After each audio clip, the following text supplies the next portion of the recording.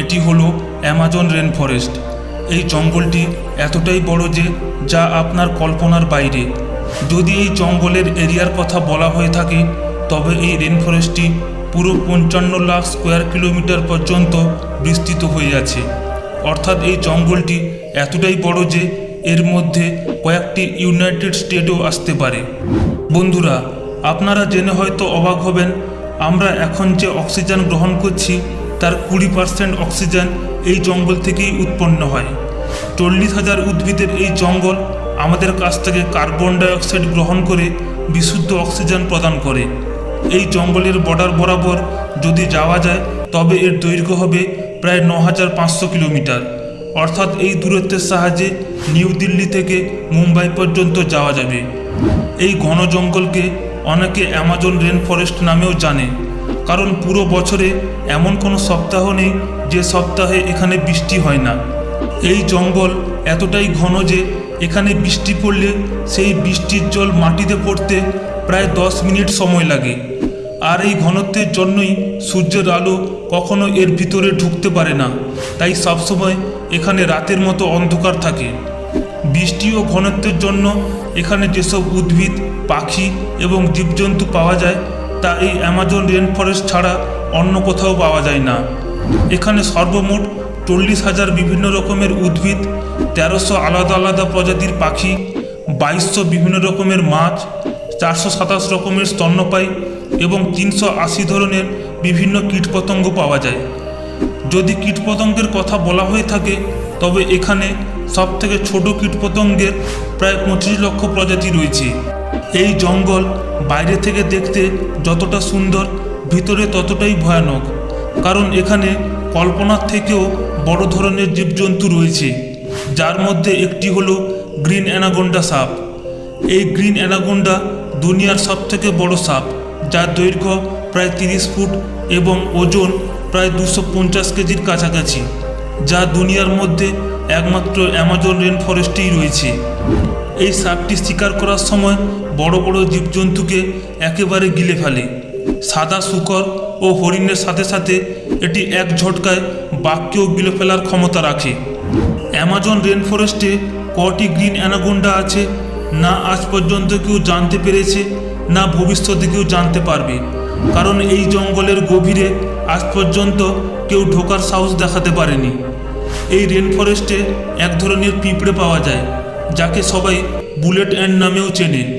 এই পিঁপড়ের কামড়ে এতটাই ব্যথা হয়ে থাকে যা একজন মানুষকে মেরে ফেলতে পারে। মানুষেরা মনে করে এই ব্যথা গুলি লাগার ব্যথার মতো হয়ে থাকে, আর এই কারণেই এই পিঁপড়েকে বুলেট অ্যান্ড বলা হয়ে থাকে।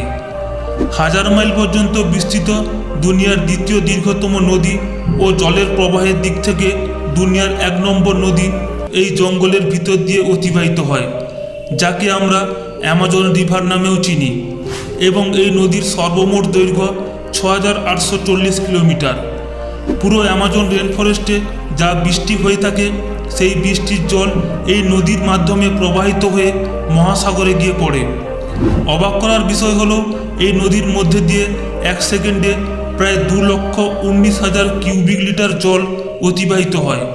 যতটা জল অ্যামাজন নদীর ভিতর দিয়ে প্রবাহিত হয়ে আটলান্টিক মহাসাগরে পড়ে, যদি পৃথিবীর টপ 14টি নদীর জলকে একসঙ্গে মেলানো হয় তবুও অ্যামাজন নদীর এই জলের সঙ্গে মোকাবিলা করতে পারবে না।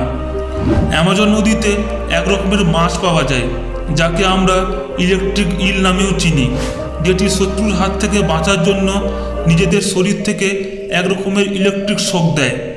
আপনি জেনে অবাক হবেন, এদের শরীর থেকে প্রায় 860 ভোল্টের কারেন্ট নিঃসৃত হয়, যা একজন মানুষকে মেরে ফেলার জন্য যথেষ্ট। তাছাড়া এই জঙ্গলে এক রকমের মাছ পাওয়া যায়, যার নাম হলো পিরানা, যারা আস্ত মানুষ অথবা কোনো জন্তুকে খেয়ে ফেলতে পারে। এই জঙ্গলে একটি নদী আছে, যার জল সবসময় ফুটতে থাকে। 6.5 কিলোমিটার পর্যন্ত বিস্তৃত এই নদী অ্যামাজন জঙ্গলের ভিতরে অবস্থিত, যা পেরুর সীমানায় পড়ে। এই নদীর উষ্ণতা প্রায় 90 ডিগ্রি থেকে 100 ডিগ্রি সেলসিয়াসের মধ্যে হয়ে থাকে, যার সাহায্যে কোনো জিনিসকে অনায়াসে ফুটানো যায়। পুরো বছর এই নদীর জল ফুটতে থাকে, কিন্তু কেউ এর কারণ আজ পর্যন্ত খুঁজে বের করতে পারেনি। অ্যামাজনের বিশাল বড় জঙ্গলে প্রায় 600 রকমের আদিবাসীও রয়েছে, যারা এই জঙ্গলে শিকার করে এবং এখানেই বসবাস করে। এখানে এমন অনেক আদিবাসী আছে যারা কোনো দিন বাইরের পৃথিবী দেখেনি। যখন এদের সামনে কোনো বাইরের লোক আসে, এরা এমন প্রতিক্রিয়া করে যেন মনে হয় বাইরের জগৎ থেকে কোনো এলিয়ান এসেছে। তো বন্ধুরা, এই ছিল পৃথিবীর সবথেকে বড় জঙ্গল অ্যামাজন রেন ফরেস্টের সম্বন্ধে কিছু অজানা তথ্য। ভিডিওটি কেমন লাগলো কমেন্টে অবশ্যই বলুন। ভালো লাগলে লাইক ও শেয়ার করতে পারেন এবং চ্যানেলটিকে সাবস্ক্রাইব করে বেল আইকন প্রেস করে নেবেন। দেখা হচ্ছে পরের ভিডিওতে। ধন্যবাদ।